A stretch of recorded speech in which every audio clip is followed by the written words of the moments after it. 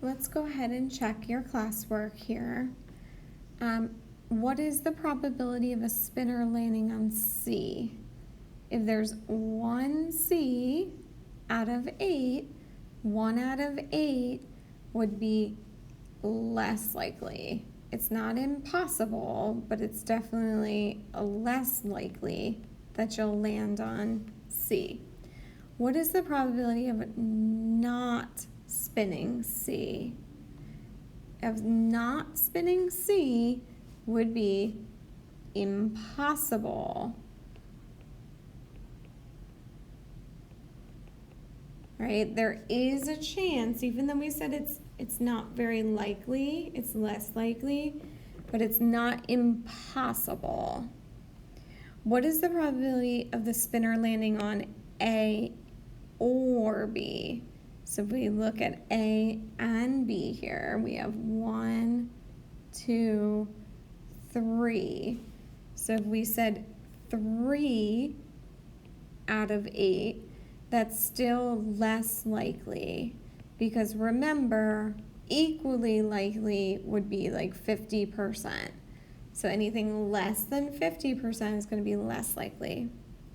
What is the probability of the spinner landing on one of the first 5 letters of the alphabet? So let's think about what those letters are first. A, B, C, D, or E. So now we have A, B, C. We don't have any D's, we have a bunch of E's. We have a 7 out of 8 chance of landing on one of those letters. Which term would describe 7 out of 8? More likely.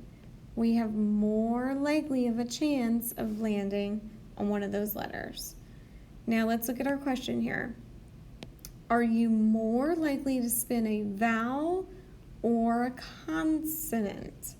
So let's look at our letters here.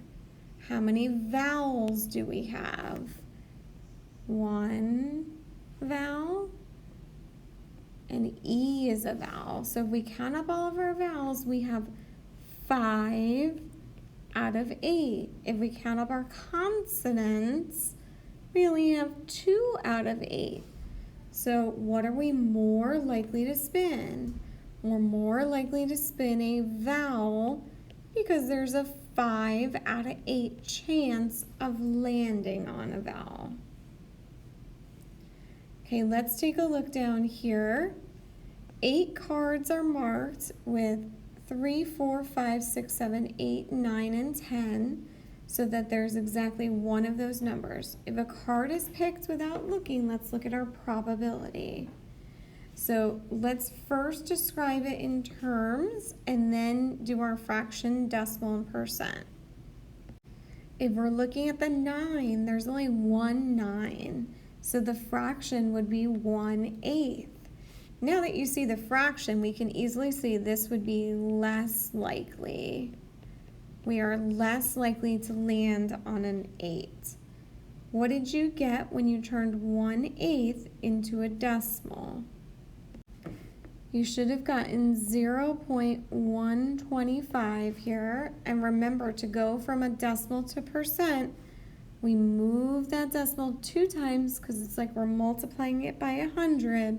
So we would have 12.5%. Now let's look at a 5 or a 7. So there's 2 of those. So we have a 2 out of 8 chance. And I can simplify this down to 1/4 as well to make it easier. And that's still going to be less likely. It's less than 50%. I know 1/4 is 0.25. What would the percent be? Your percent here would be 25%. Greater than 5. So the numbers that are greater than 5 are 6, 7, 8, 9, and 10. That's 5 out of 8. if 5 out of 8, if that's my fraction, then I know it's more likely to land on one of those numbers. Now, what did you get when you turned it to a decimal? You should have gotten 0.625.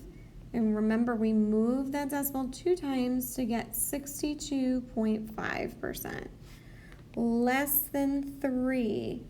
I don't have any numbers that are less than 3, so this is impossible. If it's impossible, it's 0 out of 8. My decimal would just be 0. My percent would be 0%. An odd number. If I'm looking at my odd numbers, I know I have 3, 5, 7, and 9. That's 4 out of 8. 4 out of 8, what term would I use here? You should have written in equally likely, and we know this is the same as 1/2, which we know is 0.5, and we know that's 50%. Not a 6.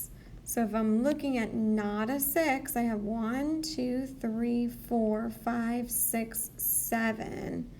If I have 7 out of 8, I know that that is more likely.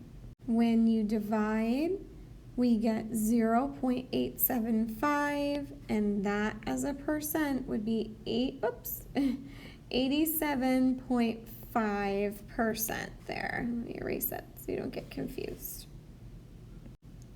Now that you've finished watching, I want you to go ahead and do your math space. While you're working on your math space, make sure to show your work. Thanks for watching.